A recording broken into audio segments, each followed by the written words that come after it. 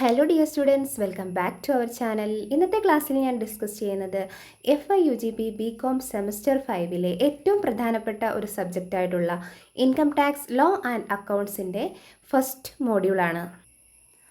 ആദ്യം നമുക്ക് ടാക്സ് എന്താണെന്നൊന്ന് മനസ്സിലാക്കാം. എന്തൊക്കെ കാര്യങ്ങളാണ് നിങ്ങൾക്ക് ടാക്സിനെ പറ്റി അറിയാവുന്നത്? A tax is A compulsory financial charge imposed by the government on individuals, business or property, etc. അതായത് ടാക്സ് എന്ന് പറയുന്നത് ഒരു കമ്പൽസറി ഫിനാൻഷ്യൽ ചാർജാണ്. അതായത് ഗവൺമെൻറ് ഇൻഡിവിജ്വൽസിൻ്റെ മേലോ, അതായത് വ്യക്തികൾക്ക് മേലോ, ബിസിനസ്സിന് മേലോ, പ്രോപ്പർട്ടിയുടെ മേലോ ഈടാക്കുന്ന ഒരു ഫിനാൻഷ്യൽ ചാർജാണ് ടാക്സ് എന്ന് പറയുന്നത്. അപ്പം നമ്മൾ ചിന്തിക്കും, എല്ലാവരും ടാക്സ് അടയ്ക്കണോ? വേണ്ട, എല്ലാവരും ടാക്സ് അടയ്ക്കേണ്ട. അതായത് ഗവൺമെൻറ് നിശ്ചയിച്ചിരിക്കുന്ന ഒരു ഇൻകം പരിധിയുണ്ട്, അതായത് ഒരു സ്ലാബുണ്ട്. ആ സ്ലാബിന് മുകളിൽ ഇൻകം ഉള്ള വ്യക്തികൾക്ക് മാത്രം ടാക്സ് അടച്ചാൽ മതി. അതായത് ഇപ്പോൾ 5 lakhs ആണ് ഒരു വ്യക്തിയുടെ വാർഷിക വരുമാനമെങ്കിൽ, അല്ലെങ്കിൽ 5 lakhsന് മുകളിലോട്ട് വന്നിട്ടുണ്ടെങ്കിൽ അവരുടെ ഇൻകത്തിൻ്റെ നിശ്ചിത ഒരു ശതമാനം ഗവൺമെൻറ്റിലേക്ക് പേ ചെയ്യേണ്ടതായിട്ട് വരും. ഇത് ജസ്റ്റ് എക്സാമ്പിളാണ്. അതുപോലെ തന്നെ കമ്പനികളായിക്കോട്ടെ, ബിസിനസ് ഫേമുകളായിക്കോട്ടെ, അവരുടെ പ്രോഫിറ്റിൻ്റെ നിശ്ചിത ശതമാനം ഗവൺമെൻറ്റിലേക്ക് പേ ചെയ്യേണ്ടതായിട്ടുണ്ട്. അപ്പോൾ നമ്മൾ ചിന്തിക്കും, എന്തിനാണ് ഗവൺമെൻറ്റിന് ഈ ഫണ്ടൊക്കെ എന്നുള്ളത്. ഗവൺമെൻറ് ഈ ഫണ്ട് യൂസ് ചെയ്തിട്ടാണ് ഗവൺമെൻറ്റിൻ്റെ പല പ്രോജക്റ്റുകളും ഇംപ്ലിമെൻ്റ് ചെയ്യുന്നത്. അതായത് എഡ്യൂക്കേഷൻ സെക്ടർ ആയിക്കോട്ടെ, ഹെൽത്ത് സെക്ടർ ആയിക്കോട്ടെ, റോഡ് ആൻഡ് ട്രാൻസ്പോർട്ടേഷൻ, നമ്മുടെ രാജ്യത്തിൻ്റെ ഓവറോൾ ഡെവലപ്മെൻറ്റിന് വേണ്ടിയിട്ടാണ് ഈ ടാക്സ് ആയിട്ട് കളക്ട് ചെയ്യുന്ന എമൗണ്ട് യൂട്ടിലൈസ് ചെയ്യുന്നത്. ഇനി നമുക്ക് നോക്കാം, ഇൻകം ടാക്സ് ആക്ട് എന്നാണ് ഇന്ത്യയിൽ നിലവിൽ വന്നിരിക്കുന്നതെന്ന്.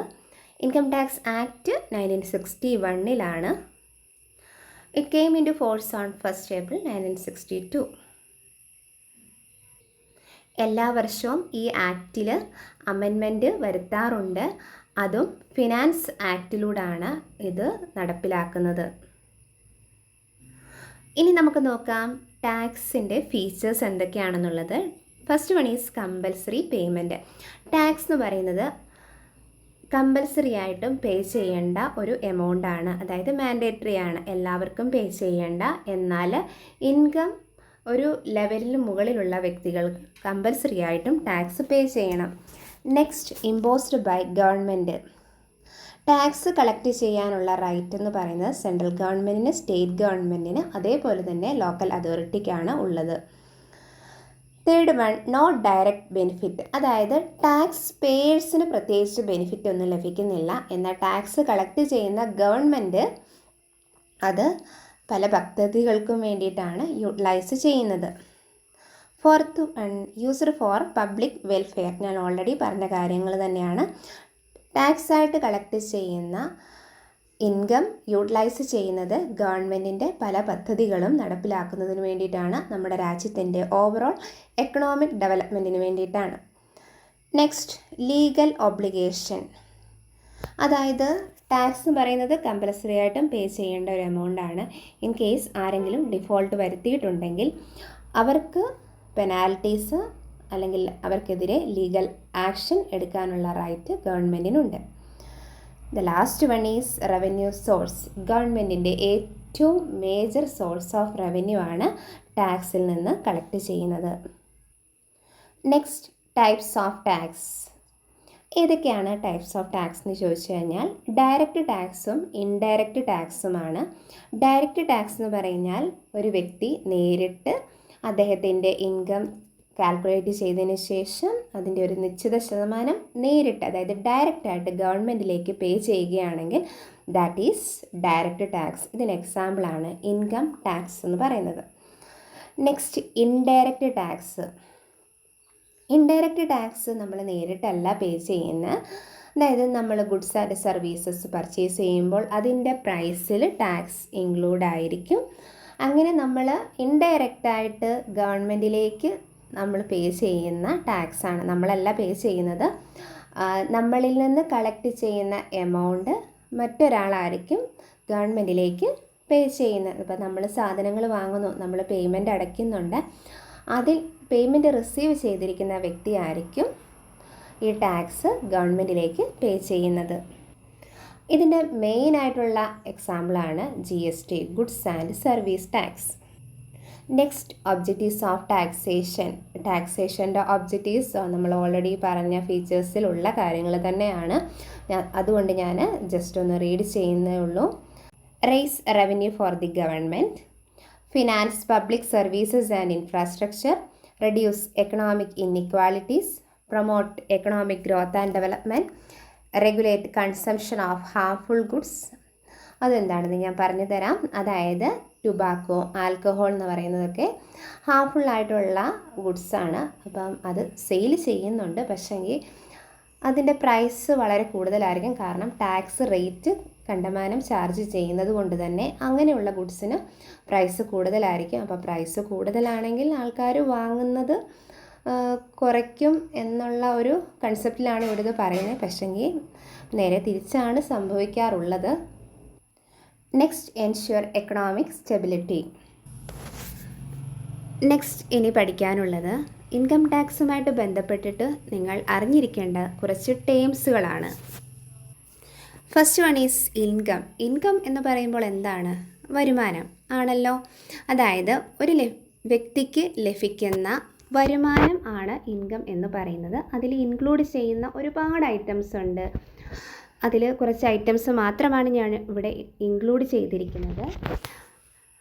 അതിൽ ഉൾപ്പെടുന്ന ഒന്നാണ് സാലറി എന്ന് പറയുന്നത്. സാലറി വരാം, അലവൻസ് വരാം, ബോണസ് വരാം, അതേപോലെ തന്നെ profit or gains of business or profession, dividend, voluntary contribution received by charitable trust, capital gain, deemed income. അതായത് ഒരു വ്യക്തിക്കോ അതേപോലെ തന്നെ ബിസിനസ് ഓർഗനൈസേഷൻ ആയിക്കോട്ടെ അവർക്ക് ലഭിക്കുന്ന എല്ലാ റെസിപ്റ്റുകളെയും നമുക്ക് ഇൻകം എന്ന ഹെഡിൽ ഉൾപ്പെടുത്താവുന്നതാണ്.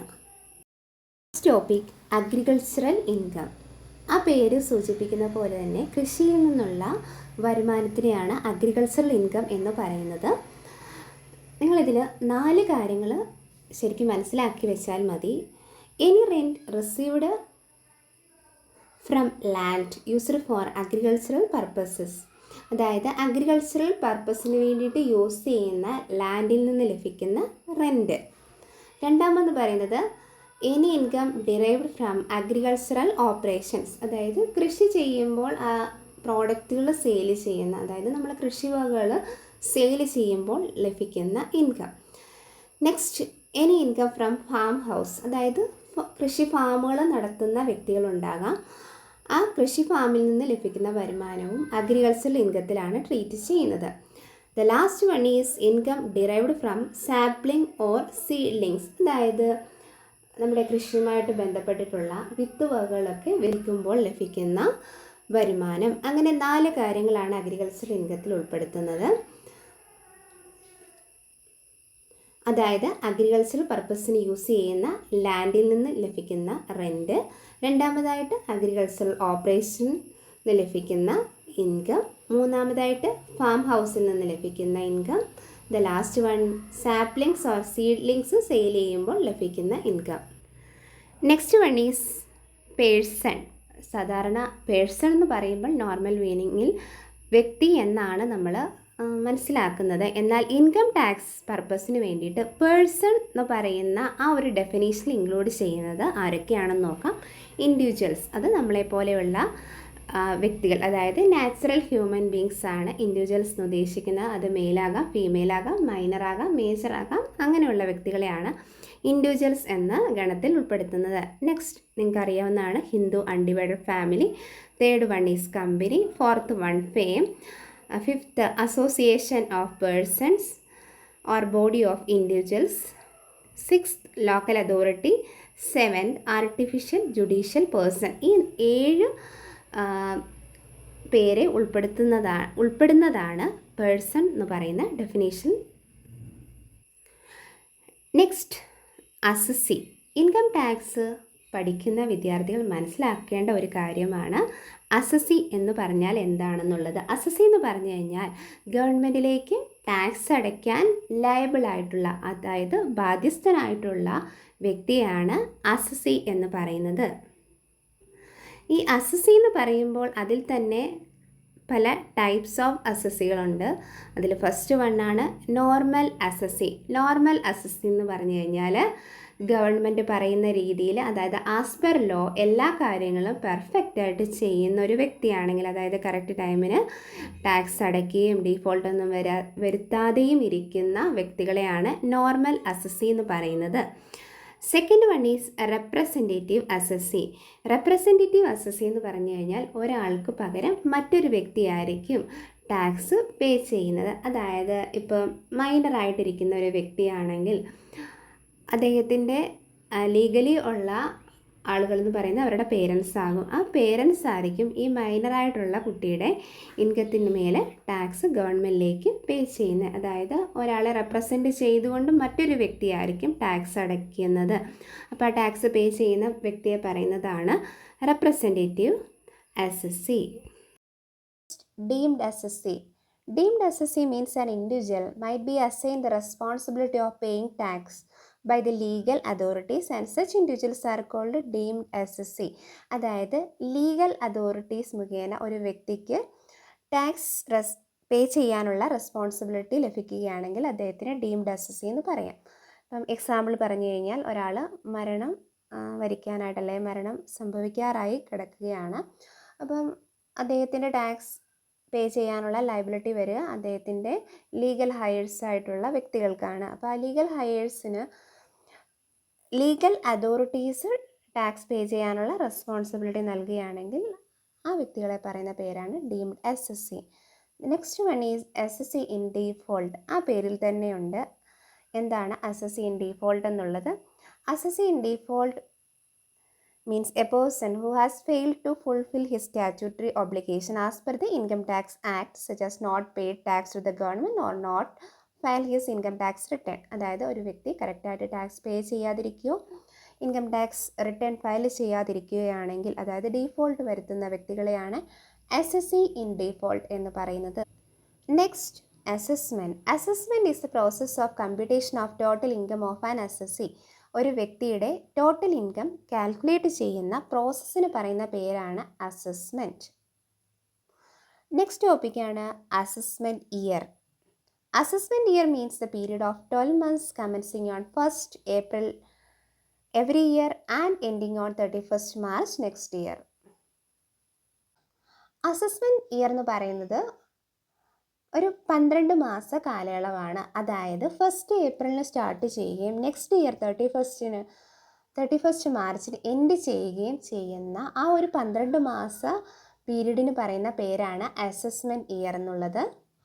അതായത് കറണ്ട് ഫിനാൻഷ്യൽ ഇയർ. എങ്ങനെയാണ് ഫിനാൻഷ്യൽ ഇയറിൻ്റെ പീരീഡ് നിങ്ങൾ മനസ്സിലാക്കി വെച്ചിരിക്കുന്നത്? ഒരു വർഷം ഏപ്രിലിന് സ്റ്റാർട്ട് ചെയ്യും, അതായത് ഏപ്രിൽ 1st സ്റ്റാർട്ട് ചെയ്യുകയും നെക്സ്റ്റ് ഇയർ 31st മാർച്ചിന് എൻഡ് ചെയ്യുന്ന ആ ഒരു പീരീഡാണ് ഫിനാൻഷ്യൽ ഇയർ എന്ന് പറയുന്നത്. ആ ഒരു പീരീഡ് തന്നെയാണ് അസസ്മെൻറ്റ് ഇയർ. പ്രീവിയസ് ഇയറിൽ ഏൺ ചെയ്ത ഇൻകത്തിന് ടാക്സ് അടയ്ക്കുന്നത് കറണ്ട് അസസ്മെൻറ്റ് ഇയറിലാണ്. Next, current assessment year. Current assessment year എന്ന് പറയുന്നത് 2026-27 ആണ്. സ്റ്റാർട്ട് ചെയ്യുന്നത് 1st April 2026 എൻഡ് ചെയ്യുന്നത് 31st March 2027 it is also known as the financial year. Next, previous year. Previous year means the financial year immediately preceding the assessment year. Assessment ഇയറിന് തൊട്ട് പുറകിലുള്ള financial ഇയറിന് പറയുന്ന പേരാണ് പ്രീവിയസ് ഇയർ. ഇതും 12 months പീരീഡാണ്. Start ചെയ്യുന്നത് 1st ഏപ്രിലിനും end ചെയ്യുന്നത് 31st മാർച്ചിനുമായിരിക്കും. Previous year എന്ന് പറയുന്നത് 2025-26 അസസ്മെൻറ്റ് ഇയർ എന്ന് പറയുന്നത് 26-27 ഇത് ശരിക്കും നിങ്ങൾ മനസ്സിലാക്കി വെക്കുക. Next, gross total income. ഒരു വ്യക്തി ടാക്സ് അടയ്ക്കുന്നത് അദ്ദേഹത്തിൻ്റെ ടോട്ടൽ ഇൻകത്തിൻ്റെ അടിസ്ഥാനത്തിലാണ്. അപ്പോൾ നമ്മൾ ടോട്ടൽ ഇൻകം കാൽക്കുലേറ്റ് ചെയ്യുന്നത് വെറുതെ അദ്ദേഹത്തിന് ലഭിച്ചിരിക്കുന്ന ഇൻകം എല്ലാം കൂടെ എഴുതിയിട്ടാണോ? അങ്ങനെയല്ല. ഇൻകം ടാക്സ് ആക്ട് പ്രകാരം ഒരു വ്യക്തിയുടെ ടോട്ടൽ ഇൻകം കാൽക്കുലേറ്റ് ചെയ്യുമ്പോൾ അതിന് പ്രത്യേകിച്ച് റൂൾസ് ആൻഡ് റെഗുലേഷൻസ് ഉണ്ട്. അതായത് ഇൻകം ടാക്സ് ആക്ട് പ്രകാരം ഒരു വ്യക്തിയുടെ ഗ്രോസ് ടോട്ടൽ ഇൻകം കാൽക്കുലേറ്റ് ചെയ്യുന്നത് 5 ഹെഡ്സിൻ്റെ അടിസ്ഥാനത്തിലാണ്.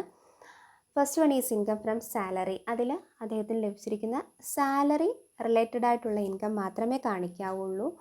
Second one is income from house property. അതായത് ഈ പറഞ്ഞിരിക്കുന്ന വ്യക്തിക്ക് റെൻറ്റിന് ഹൗസ് പ്രോപ്പർട്ടി കൊടുക്കുന്ന അങ്ങനെ ചെയ്യുന്നുണ്ടെങ്കിൽ ആ റെൻറ്റ് കാണിക്കുന്നത് ഇൻകം ഫ്രം ഹൗസ് പ്രോപ്പർട്ടിയിലാണ്. Third one is income from business or profession. അതായത് ഈ പറഞ്ഞിരിക്കുന്ന വ്യക്തിക്ക് എന്തെങ്കിലും ബിസിനസ്സോ അല്ലെങ്കിൽ അദ്ദേഹം ഒരു പ്രൊഫഷണലോ ആണെങ്കിൽ, അതായത് ഡോക്ടർ, ലോയർ അങ്ങനെ എന്തെങ്കിലും ഒരു പ്രൊഫഷൻ കൈകാര്യം ചെയ്യുന്ന വ്യക്തിയാണെങ്കിൽ അതിൽ നിന്ന് ലഭിക്കുന്ന ഇൻകം കാണിക്കുന്നത് ഇൻകം ഫ്രം ബിസിനസ് അല്ലെങ്കിൽ ഇൻകം ഫ്രം പ്രൊഫഷണലാണ്. Fourth one is capital gain. അതായത് ഈ പറഞ്ഞിരിക്കുന്ന വ്യക്തിക്ക് ഏതെങ്കിലും അസറ്റുകളൊക്കെ സെയിൽ ചെയ്യുന്നുണ്ട്. അതായത് ഗോൾഡ്, സിൽവർ, അതേപോലെ തന്നെ മെഷീനറി ഇങ്ങനെയുള്ള ഐറ്റംസൊക്കെ സെയിൽ ചെയ്ത് അദ്ദേഹത്തിന് ഇൻകം ലഭിച്ചിട്ടുണ്ടെങ്കിൽ അത് കാണിക്കുന്നത് ക്യാപിറ്റൽ ഗെയിൻ ഹെഡിലാണ്. The last one is income from other sources. ഈ 4 ഹെഡിൽ വരാത്ത ഐറ്റം എല്ലാം ഇൻക്ലൂഡ് ചെയ്യുന്നത് ഇൻകം ഫ്രം അതർ സോഴ്സസിലാണ്. അപ്പോൾ ഈ 5 ഹെഡിൻ്റെയും കൂടെ ടോട്ടലാണ് ഗ്രോസ് ടോട്ടൽ ഇൻകം എന്ന് പറയുന്നത്. Next, total income. ഒരു വ്യക്തി ടാക്സ് അടയ്ക്കുന്നത് ടോട്ടൽ ഇൻകത്തിന് മേലാണ്. അതായത് ടോട്ടൽ ഇൻകം എന്ന് പറഞ്ഞു കഴിഞ്ഞാൽ ഗ്രോസ് ടോട്ടൽ ഇൻകത്തിൽ നിന്ന് സെക്ഷൻ 80C മുതൽ 80U വരെയുള്ള ഡിഡക്ഷൻസ്, അതായത് എന്തെങ്കിലും ഡിഡക്ഷൻസ് എന്ന് പറഞ്ഞു കഴിഞ്ഞാൽ എന്തെങ്കിലും ഇളവുകൾ അദ്ദേഹത്തിന് ലഭിച്ചിട്ടുണ്ടെങ്കിൽ അത് ലെസ് ചെയ്തതിന് ശേഷം ലഭിക്കുന്ന എമൗണ്ടാണ് ടോട്ടൽ ഇൻകം എന്ന് പറയുന്നത്. ഒന്നുകൂടി നിങ്ങൾക്ക് മനസ്സിലാക്കി തരാം. അതായത് 5 ഹെഡ്സിൻ്റെ ടോട്ടൽ ഗ്രോസ് ടോട്ടൽ ഇൻകവും ആ ഗ്രോസ് ടോട്ടൽ ഇൻകത്തിൽ നിന്ന് സെക്ഷൻ 80C മുതൽ 80U വരെയുള്ള ഡിഡക്ഷൻ ലെസ് ചെയ്ത് കഴിഞ്ഞാൽ ലഭിക്കുന്നത് ടോട്ടൽ ഇൻകവുമാണ്. ഈ ടോട്ടൽ ഇൻകത്തിന്മേലാണ് നമ്മൾ ടാക്സ് ഗവൺമെൻറ്റിലേക്ക് പേ ചെയ്യുന്നത്. Next one is maximum marginal rate of tax. Maximum marginal rate of tax എന്ന് പറഞ്ഞു കഴിഞ്ഞാൽ ഹയസ്റ്റ് റേറ്റ് ഓഫ് ടാക്സിന് പറയുന്ന പേരാണ് maximum marginal rate of tax. Next one is average rate of income tax. Average rate of income tax കാണുന്നത് total ടാക്സിനെ total income കൊണ്ട് divide ചെയ്തതിന് ശേഷം 100 കൊണ്ട് മൾട്ടിപ്ലൈ ചെയ്യുക. ഇത് ശരിക്കും ഞാൻ തിയറി ആയിട്ട് പറഞ്ഞു കഴിഞ്ഞാൽ നിങ്ങൾക്ക് മനസ്സിലാകില്ല. ഇത് നമ്മൾ പ്രോബ്ലം ചെയ്ത് വരുമ്പോൾ നമ്മളത് കാൽക്കുലേറ്റ് ചെയ്തെങ്കിൽ മാത്രമേ മനസ്സിലാവുകയുള്ളൂ. അതുകൊണ്ട് നിങ്ങൾ ഈ ഒരു ഇക്വേഷൻ ഇങ്ങനെ പഠിച്ചു വെക്കുക. Next one is casual income. Casual income എന്ന് പറയുന്നത് നോൺ റെക്കറിങ് ആയിട്ടുള്ള ഇൻകമാണ്. Or income received ക്യാഷ്വലി.